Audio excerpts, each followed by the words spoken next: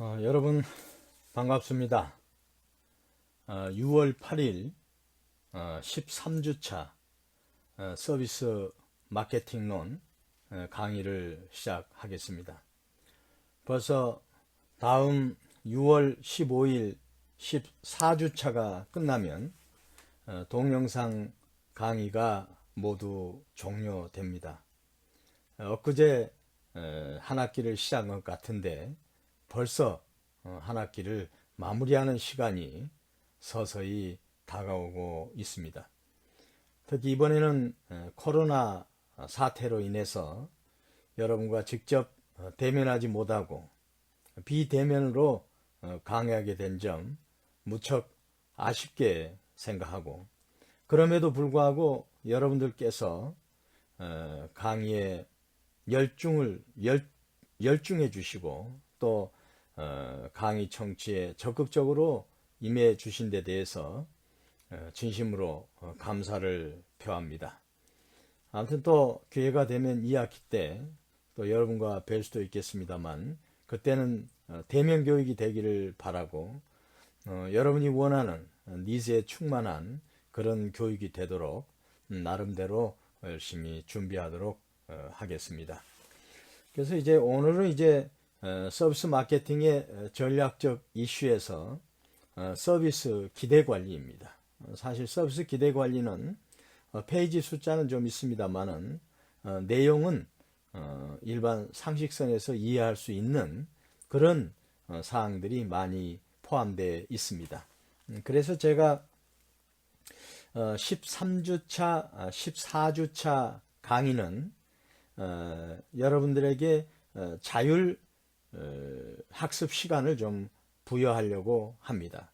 이게 무슨 의미냐 하면 제가 지금까지 평균적으로 한 150분 동영상 강의를 올렸었는데 이번 13주차, 14주차에는 약 한 80분 정도로 줄여서 동영상을 올리겠습니다. 그 이유는 여러분들이 이제 한 학기의 과정을 마무리해 가면서 여러분 스스로 한번 책을 전체를 다시 한번 리뷰할 필요가 있습니다. 사실 우리가 처음 공부할 때는 이 책 한 권이 언제 끝날까 깜빡했지 않습니까? 이제는 사실은 몇 페이지 남지 않았습니다. 그 다음에 진도 또한 여러분들의 협조 속에서 원만하게 잘 진행돼 와서 이러한 자율학습 시간을 여러분들한테 부여하는 게 필요하다 하는 생각을 제가 하게 됐습니다. 그래서 그러기 위해서는 제가 여러분들한테 하나 당부드리는 것은, 시간을 짧게 했다고 해서 그 시간을 여러분들이 그냥 뭐라 그럴까요? 허투루 보내지 마시고 꼭 그 시간만큼은 플러스해서 다시 한번 이 서비스 마케팅에 대한 책을 한번 확인하고 처음부터 다시 한번 반복해서 보는 그런 시간을 꼭 갖기를 당부드립니다. 사실 제가 비대면 교육이 아닌 대면 교육을 했더라면 사실 여러분들에게 매 시간에 한 20분 정도의 시간을 줘서 케이스 스터디를 하려고 준비를 했었습니다. 근데 이게 이제 대면 교육이 아닌 비대면 교육으로 하다 보니까 어떻게 보면 여러분과의 별도의 커뮤니케이션 시스템을 구축해야 되고, 또 그것을 이제 보이지 않는 서로 다른 공간에서 얘기한다는 것 자체가 효율성 내지는 집중도가 떨어지고, 그러면서 교육 효과가 반감될 것을 우려해서 제가 저 개인이 그냥 한 50분씩 강의해서 150분 강의하는 걸로 그렇게 사실은 제가 결정을 했던 겁니다. 그래서 사실 여러분들한테 시간을 줘서 쌍방이 교육이 돼야 효과가 있거든요. 그 다음에 여러분들이 또 실제 이 교과목에 있는 교재의 내용도 중요하지만 실제로 이 교재가 실질적으로 여러분들이 일상생활 속에서 방송이라든가 기타 미디어를 통해서 확보된 그런 정보 속에서 이걸 대입했을 때 더 큰 효과가 있거든요. 그래서 그런 것을 사실 못한 게 조금 아쉬움이 있는데, 아무튼 13주차, 14주차는 여러분들에게 자율학습할 수 있는 시간을 제가 재량으로 드리도록 하겠습니다. 그 시간 동안 여러분들이 이 책을 한 번 더 복습하는 그런 소중한 시간으로 갖기를 바랍니다. 또 이제 14주차가 6월 15일 14주차가 끝나면 6월 22일이 이제 기말 시험이죠. 기말 시험도 또 오프라인에서 불가능하기 때문에 제가 여러분들한테 이제 기말 시험을 과제 형태로 내드리겠습니다. 이번에는 이제 한 과목 정도 한 문제 정도 여러분들한테 내드려서 여러분들이 성심성 있게 작성할 수 있도록 그런 기회를 제공해 드리겠습니다. 그래서 이제 오늘 강의가 끝나면 이제 13주차 진행 과정 속에서 14주차가 되기 전에 제가 과제를 내고 그게 기말 시험으로 대체할 수 있도록 그렇게 하겠다 하는 걸 여러분들이 확인하시기 바랍니다. 그 다음에 이제 우리가 서비스 마케팅을 지금까지 배웠는데, 이 서비스 마케팅 과목에 있어서도 시장 상황이 엄청나게 변하고 있다. 사실은 역사상 근래에 이 정도의 큰 변화가 아마 없었던 것 같습니다. 그게 뭐냐? 바로 코로나 사태입니다. 그 다음에 옛날에는 무슨 문제가 발생되면 국지적으로 발생이 돼서 그 국지적인 문제만 해결하면 다 끝났지만, 이번에 코로나 사태는 국지적인 문제가 아니고 전 세계적인 문제로 전 인류가 걱정하고 우려하는 그런 상황으로 확대된 거 아닙니까? 이건 사실은 전대미문의 사건이라고 판단이 되고, 이로 인해서 모든 부분에 있어서의 어떤 변화가 급속히 올 것 같다. 그래서 학문도 마찬가지입니다. 그걸 다 미처 이런 걸 예상 못했지 않습니까? 그런 상황에서 이제 서비스 마케팅이란 과목도 앞으로 어떻게 발전할 것인가? 특히 비대면 사업, 언택트 산업이라고 하는 것이 이제는 주류로 부상할 거 아니냐. 그래서 온라인이 더 확대될 거 아니냐. 그 다음에 이제 비대면 하다 보니까 사람의 노동력이 점점 줄게 되고 거기에 로봇이 이제 대체하는. 그래서 요즘 로봇이 커피도 팔고 무슨 편의점에서 로봇이 물건도 팔고 다 그러지 않습니까? 그런 상황으로 더 급속히 진전될 것 같다 하는 거. 그 다음에 요즘은 예를 들어서 특정 마켓에 들어가는 순간에 그게 이제 컴퓨터가 인식을 해가지고 물건을 가지고 나오면 별도의 계산 절차 없이 그냥 바로 나가는 순간에 여러분의 핸드폰으로 얼마 결제했다는 게 바로 뜨는 그런 방식으로 이제 바뀌게 되고요. 사람이 배송하는 게 아니고 이제 로봇이 배송하는 시대가 될 것 같고요. 또 그 다음에 인간의 창의세계로 하는 것은 이런 것을 상황을 캐치했을 때 이 천재 그룹들이 이걸 어떻게 타개할까 더욱 심도 있게 연구를 하거든요. 그래서 이런 시장이 급변할 것 같다. 그러면 이제 서비스 마케팅에 대해서도 이런 상황 분석을 충분히 해야 될 것 같다 하는 생각을 제가 하고 정말 두렵기까지 합니다. 왜냐하면 역사의 진보는 과거에 20, 30년 전에 100년 동안에 이루어졌던 일이 불과 10년 전부터는 이게 주기가 100년이 10년으로 단축돼 버립니다. 이제. 네, 단축돼 버립니다. 그러니까 지금의 10년이 50년 전에 100년의 역사를 다 커버하고도 남는다 이거죠. 그만큼 급변하게 변하고 있는 거 아닙니까?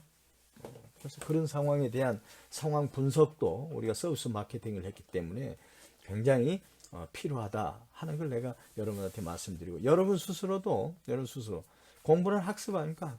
학습은 경험 아닙니까?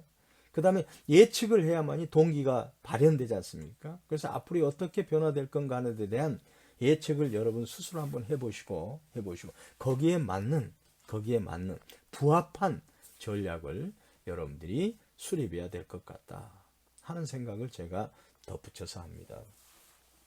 요즘 미중 간의 패권 전쟁이 이제 시작됐죠. 이게 어떻게 변화될지 아무도 예측을 못합니다. 이게 승자가 없는 싸움이라는 것은 다 알지만 어느 한쪽도 포기하려고 굴복하려고 하지 않는 싸움이 지금 전개되고 있는 것입니다. 이게 동서양 문화의 충돌로 확대될 수도 있고요. 이게 그 다음에 전 세계를 또 이분법으로 나눠 가지고 적과 아군이 되는 그런 과거의 냉전 시대로 돌아갈 수도 있고요. 이게 아주 굉장히 어디로 튈지 모르는 그러한 가장 중요한 지금 문제가 지금 우리 앞에 부상돼 있다 하는 것을 우리가 또 이해할 필요가 있을 것 같아요. 근데 여러분 스스로도 한번 그런 부분에 대해서 우리 여러분도 이제 대학생이기 때문에 지성인의 반열에 들지 않습니까? 그런 것도 한번 생각해 볼 필요가 있을 것 같아요. 저는 지금 미중 패권 전쟁이 이게 역사적으로 이게 꾸준히 이어온 하나의 과정 속에서 폭발했다고 봅니다. 지금 심각한 상황이 뭐냐면 미국이 중국을 용납하지 않으려고 해요. 그 다음에 미국이 1인 패권을 계속 주도하려고 그래요. 그런 차원에서 유럽이 미국을 지원하고 있어요. 근데 중국이 그 상황에서 택도 없다. 이제 우리도 목소리 낼 만큼 됐다 하면서 미국한테 지금 대드는 거예요. 근데 중국은 충분히 미국과 대들 수 있다고 생각을 해요. 근데 미국은 중국은 얼마든지 꺾을 수 있다고 생각을 해요.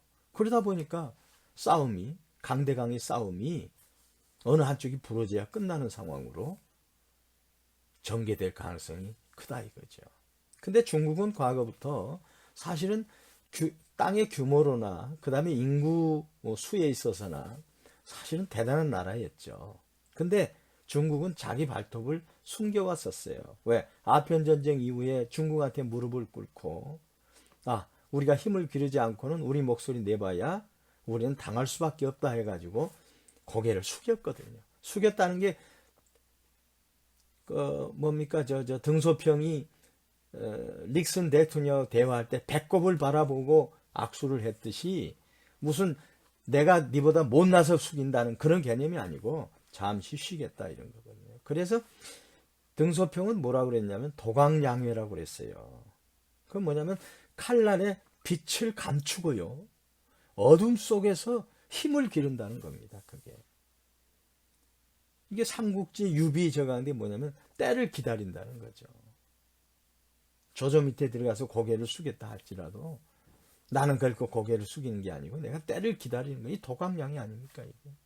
등소평이 그렇게 해서 선전을 비롯한 특구를 만들어 가지고 실용적 자본주의, 사회주의하고 접목, 개방주의를 통해 가지고 중국을 근대화의 반열로 확실히 올려놓은 거 아닙니까? 그리고 나서 누가 집권했죠? 이제 그리고 나서 장쩌민이가 지금 장쩌민이는 사실은 아무런 칼라가 없는 사람이었고 후진타오가 이어서 후진타오는 뭐라고 그랬냐면은 화평 굴기라고 그랬어요. 굴기란 게 이제 고개를 내민다는 거 아니에요. 굴기. 화평 뭐냐면 평화적으로 성장한다는 거예요. 우리는 평화지향주의다 이거예요. 그러니까 여러분도 내 친구고 나도 여러분의 친구가 될 수 있다 하는 그런 개념으로 서방 세계하고 접근을 했어요. 그러니까 가능한 한 모서리가 나지 않도록 한 게 이제 후진타오의 정치 철학이었죠. 그래서 사실은 중국의 지금의 성장이 이룬 것은 등소평을 중심으로 하는 실용개방주의 플러스 후진타오까지 이어져 온 이 실용정책이 지금의 중국을 만든 거예요. 근데 사실은 지금의 시진핑은 그런 역사적인 과정에서 큰 역할을 한 인물은 아니에요, 사실은. 근데 우뚝 섰지 않습니까? 주석이 됐지 않습니까? 그 내세운 게 뭐냐, 이제. 이렇게 선배들이 수고해서 세계적으로 내 목소리 낼 수 있는 여건이 됐으니까 이제 중국몽, 세계의 인류라는 걸 다시 중화사상이라는 것을 다시 드러내겠다 하는 거 아니에요. 이게. 그래서 1대1로 정책을 통해서 전 세계를, 해상, 육상을 통해서 다 중국을 통하지 않고는 해결될 수 없도록 길을 내겠다는 거 아니에요. 그러면서 이제 무기 경쟁을 하고 그러잖아요. 그 다음에 미국에 있는 유수의 중국의 출신의 학자들, 석학들을 다 중국으로 컴백시키는 거 아닙니까?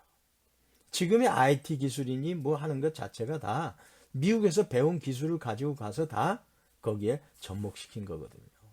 그래서 중국이 이렇게 부상하고 있으니까 미국 입장에서 볼 때 참 안 입고 없거든요. 그럼 서방 입장에서도 안 입고 없거든요. 이제 지 목소리를 내? 그러면서 이제 위기의식이 나타나는 겁니다. 그래서 남중국해를 다 자기들이 통치하겠다 그러고, 대만도 자기 국가라고 그러고, 그 다음에 마카오는 이미 이제 중국 속에 이제 동화돼 가고 있고, 홍콩마저 자기가 국가보안법을 통해서 이 체제와 국가의 전망을 위태롭게 하는 것은 법으로서 막겠다 해가지고 보안법을 만드는 거 아닙니까, 지금. 그러면서 이제 중국에 대해서 니들이 이제 더 이상 타치하지 마 하는 식으로 강하게 지금 푸시하고 있는 거예요. 거기에 이제 트럼프라는 사람이 딱 버티고 있는 거죠. 한마디로 저는 트럼프 대통령이 좀 뭔가 좀 뭐랄까요, 정교화 측면이 부족하고 뭐하지만 서방 역사를 바라봤을 때 트럼프의 리더십이 미국 주류 사회에서 지지를 받고 있는 것만은 사실이에요. 그러니까 트럼프가 딱 막는 거예요. 중국 안 돼 하는 식으로 지금 제어하고 있는 수준입니다. 그러니까 싸움을 하고 있는 거거든요. 그래서 이제 미국은 중국을 봉쇄하려고 그럽니다, 지금. 근데 왜 제가 이런 말씀 드리냐면 우리 한국이 거기에 끼어 있다 이거예요. 지금 이미 일본은 중국의 홍콩 보안법에 대해서 반대 성명을 냈어요, 정부가. 호주도 중국의 홍콩의 보안법에 대해서 일국 양제를 니들이 이거 폐지한 거다 해가지고 강력하게 항의 성명을 냈어요. 지금 영국 당연히 그랬고요. 서방도 우려를 표하고 있죠. 미국 그렇죠. 근데 한국은 지금 거기에서 목소리를 내지 못하고 있어요. 왜? 미국도 필요하고 중국도 필요하니까요. 정치적으로는 미국과 가까워야 되는데 군사적으로도 그렇고 경제적으로는 중국과 미국보다 더 가까워야 되는 상황이 되거든요. 근데 당장 중국과의 교역을 끊어버린다 그러면 사실 롯데 사태에서 우리가 봤지 않습니까? 우리 GDP의 몇 프로가 떨어질지 모르는 거예요. 경제 성장률에 적어도 한 1, 2%는 떨어질 거예요. 그럼 우리는 심각한 타격이 오는 거 아닙니까? 그래서 우리는 이러지도 못하고 등거리 외교를 하면서 서로를 달래고 있는 건데 성주 사드 배치 같은 것은 제가 봐서는 비교가 안 될 정도예요. 지금 잠재적인 폭발력이요. 야, 참 심각. 근데 우리는 사실은 통일이 됐으면 우리 목소리를 혼자 낼 수가 있었어요. 근데 지금 우리가 남북이 분단된 상태에서 그걸 내지 못하는 거 아닙니까? 그건 뭐냐면 중국을 통해서 북한을 조종을 해야 될 상황이에요, 지금. 핵무기니 뭐니 하는 게. 왜? 아무리 북한이 자력갱생 해도 중국이 끊어버리면 걔들은 살 수 없어요. 그럼 누가 목줄을 쥐고 있다? 중국이 쥐고 있는 거예요. 그러면 중국 말을 들을 수밖에 없다 이거죠. 그러면 핵무기에 대해서 합리적인 선에서 조종할 수 있는 키를 누가 갖고 있다? 중국이 갖고 있는 거예요. 근데 만약 한국과 중국이 적대시한다 그러면 중국은 북한을 이용해 가지고 핵무기를 더 하도록 하면서 남북 대치를 더 강화할 거라 이거죠. 거기에서 이익 보는 사람 누구예요? 일본하고 미국이죠, 사실은. 우리 한국 사람들은 거기에 대해서 엄청난 피해를 이제 더 보게 되는 거예요. 왜? 군비를 확충해야 되고 남북 간의 갈등을 조정하면서 남남 갈등이 커지고 그러면서 민족 간의 화해와 평화는 점점 멀어지고 그런 상황이 됐을 때 불안 심리가 커지고 한국에 투자를 하지 않으려고 그러고 그런 상황에서 한국은 또 다른 고립 섬이 되는 거고 그로 인해서 한국의 미래는 어둡다 하게 되면 여기에 투자를 누가 하려고 하겠어요? 이게 지금 무서운 상황입니다. 그 다음에 지금 미국이 IT 관련된 미국 기술을 쓴 중국의 기업체를 이용하거나 거래를 하는 경우에는 다 끊겠다는 거 아닙니까? 그럼 지금 삼성전자니 뭐냐 하는 데가 지금 정말 위기 상황 속에 놓여 있을 수가 있어요. 반도체를 우리가 한 75% 점유하고 있지만 중국에 보내는 게 반 정도 돼요. 그게 끊어져 버렸을 때 이 유유 장비 내지는 유유 노동력은 어떻게 할 거예요? 이게. 일시적으로 이렇게 타격이 왔을 때 삼성전자 아니 할아버지라도 버틸 수 있겠습니까? 지금. 그럼 지금 저희한테 목줄을 대는 거예요. 일전에 뉴스 보니까 그러대요. 트럼프가 G7 회담이 매년 있지 않습니까? 전체 미국이 있고요. 중국이 있고요. 영국이 있고요. 그 다음에 캐나다가 있고요. 그 다음에 어디가 있죠? 독일이 있고 프랑스가 있고 그 다음에 일본이 있죠. 이게 네, 7개 국가적이죠. 근데 거기에서 이제 이태리까지 포함되나요? 거기에서 이제 트럼프 대통령이 인도하고 호주하고 러시아하고 한국을 G7에 확대하거나 초대하고 싶다고 그러지 않습니까? 그게 뭐야? 중국을 둘러싸고 있는 우군을 끌어들여서 중국을 치겠다는 거 아닙니까? 인도하고 중국하고는 견원지간이에요. 그러니까 인도를 지금 미국이 굉장히 살뜰히 모시고 있는 거예요. 호주는 기본적으로 영국하고 영연방 아닙니까? 러시아는 중국을 좋아하지도 않지만 싫어하지도 않아요. 왜? 서로 이익을 취해요. 그러나 기본적으로 러시아는 역사적으로 서방이에요. 예, 우리가 착각하면 안 돼요. 근데 거기에 이제 우리 한국을 끼겠다는 거 아닙니까? 그러면 일본을 통해서 쭉 남중국해 상에 있는 동남아시아, 동북아시아, 그 다음 러시아 쪽을 해가지고 인도 쪽에서 중국을 고립화 정책을 쓰겠다는 게 이게 미국의 싱크탱크들, 그 다음에 주류인 트럼프 지지자들, 이런 사람들이 지금 의도하는 바 아닙니까? 그런 차원에서 지금 앞으로 우리 한국이 굉장히 어려운 상황에 정치적으로 지금 놓여 있다 하는 것을 우리가 고민해 봐야 될 것 같아요. 지금. 그 다음에 이제 이런 정치적인 문제로 끝나지 않고 이게 경제적인 문제로 이제 비화되기 때문에 문제가 큰 겁니다. 지금. 왜냐하면 지금 이미 우리가 2차 세계대전 이후에 전 세계가 하나의 시장을 통해서 접근하고 있었거든요. 그러니까 공급망도 어느 한 나라가 독점하지 않고 거기에 장점 있는 국가에 인건비가 낮다든가 자원이 많다든가 물류가 잘 돼 있다 이런 여러 가지 요건에 장점이 있는 나라로 다 분산해 가지고 투자돼 있지 않습니까? 그런 상황인데 이게 다시 백도를 한다, 복고를 한다, 보호무역주의로 간다. 그랬을 때 그 피해가 어디가 제일 크겠어요? 수출을 많이 한 나라가 크죠. 근데 우리나라는 세계 10위의 경제 대국인데 뭘로 먹고 삽니까? 수출로 먹고 사는 거예요. 근데 관광 자원이 있습니까? 이태리, 그리스 같은 15% 이상의 관광 자원이 있어요. 그냥 먹고 살 수 있는 거예요. 우리는 그런 관광 자원이 없지 않습니까? 그 다음에 지하 자원. 아랍은 석유 때문에 다 먹고 살아요. 러시아가 아무리 기반, 제조 인프라가 없다 할지라도 거기도 석유 내지는 지하 자원이 막강하게 먹고 살거든요. 근데 우리는 지하 자원도 없지 않습니까? 남북도 찢어져 있지 않습니까? 그런 상황에서 이 경제적인 갈등도 우리가 무시할 수 없다. 심각한 거죠, 심각한 거죠. 그래서 이 코로나 사태가 지금 전 세계 정치, 경제사적으로 지금 엄청난 변화의 소용돌이를 지금 보이지 않게 지금 벌어지고 있는 겁니다. 지금 아주 심각한 차원으로 지금 전개되고 있거든요. 잘못 아니하면 큰일 납니다. 큰일 납니다. 그 다음에 또 하나 뭐냐면 이제 또 심각한 게 요즘 미국에 I can't breathe 했더니 목 졸라가지고 그런 상황에서 죽었지 않습니까? 그러다 보니까 흑인들이 이게 인종차별을 해가 들고 일어나지 않습니까? 홍콩이 우리는 민주를 요구해 들고 일어나지 않습니까? 그 다음 티벳이나 신장 이구르 이런 데도 사실은 지금 조용히 숨만 쉬고 있지만 언제 폭발할지 모르는 거 아니에요? 그죠? 그러니까 전 세계적으로 그런 뇌관들이 다 있다. 그건 뭐냐?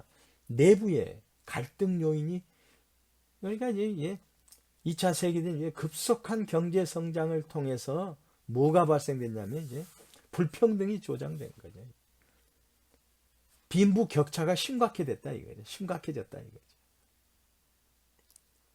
$1로 $1밖에 하루에 연명할 수 없는 그런 사람들이 전 인류의 한 30% 된다고 보면 1%가 전 세계 부를 한 50% 이상을 쥐고 있는 이런 기형적인 상황이 지금 벌어지고 있는 거 아닙니까?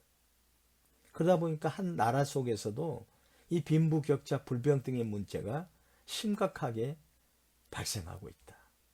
그 다음에 옛날에는 자녀가 어떤 투자 요인이었고 많이 나면 날수록 그 집은 부자가 되는데 이제 많이 나면 날수록 더 가난해지는 상황이니까 얘를 안 낳으려고 그러고 또 얘가 하나다 보니까 결혼하면 처갓집, 그 다음에 본가해가, 친가 처가 해가지고 다들 재산을 물려받게 되니까 이제 그 부 자체가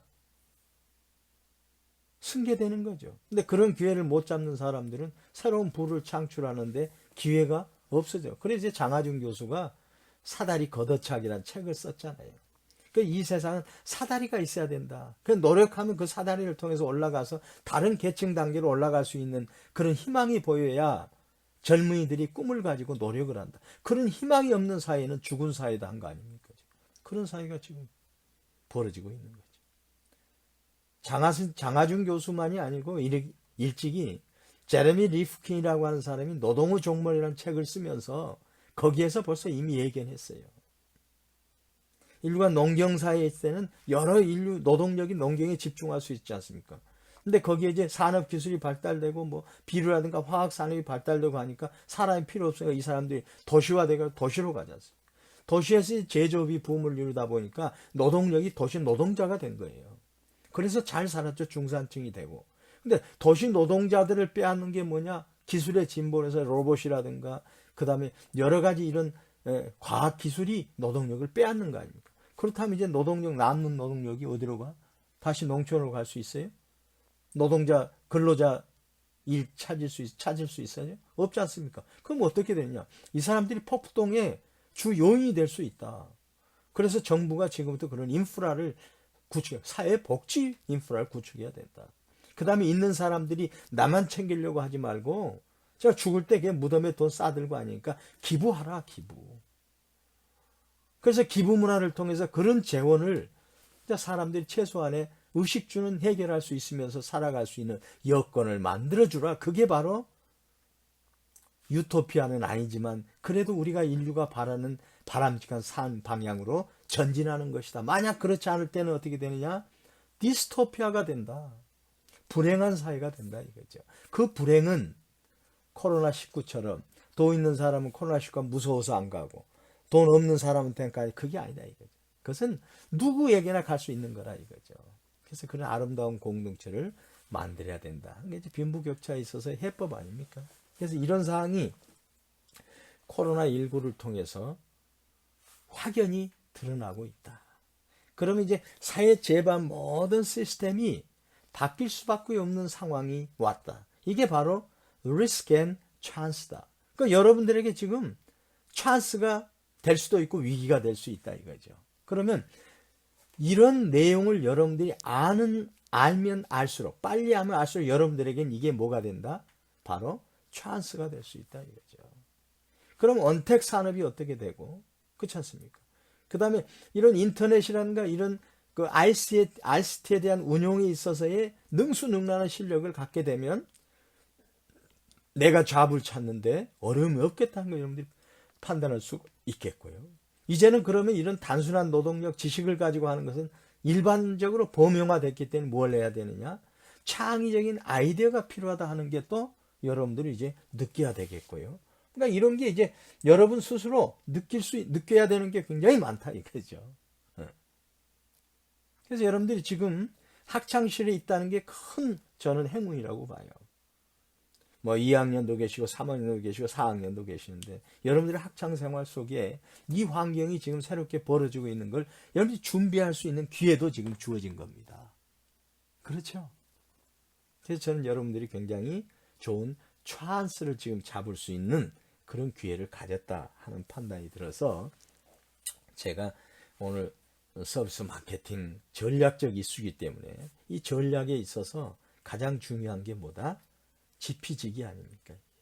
그런 차원에서 제가 이런 상황 분석에 대한 일반적인 사안을 여러분께 두서없이 그냥 말씀을 나눴습니다. 여러분도 한번 이런 코로나 사태로 인해서 발생되는 향후 전개 과정이 어떻게 될 건지, 그 다음에 이 사회가 어떤 방향으로 갈 건지, 그래서 지금 미래는 우리가 존재하고 우리가 중심이 될 그 미래 사회는 어떤 모습일 건지를 여러분들이 미리 그려보고 거기에 대해서 준비하는 현명한 여러분들이 되기를 바라고, 제가 말씀드린 이게 어떤 화두를 삼아서 여러분들도 한번 고민해보는 그런 시간을 가졌으면 좋겠습니다. 그래서 오늘은 이제 서비스 마케팅에 있어서 서비스 기대 관리 하고요. 그 기대 관리 전에 제가 12주차에도 12주차에도 제가 말씀을 드렸죠. 서비스 마케팅 7P에 대해서 간단하게 다시 한번 여러분과 한번 뭐 잘 아는 내용이지만 한번 우리가 점검해 보고 기대 관리 들어가는 걸로 그렇게 진행을 하겠습니다. 다시 한번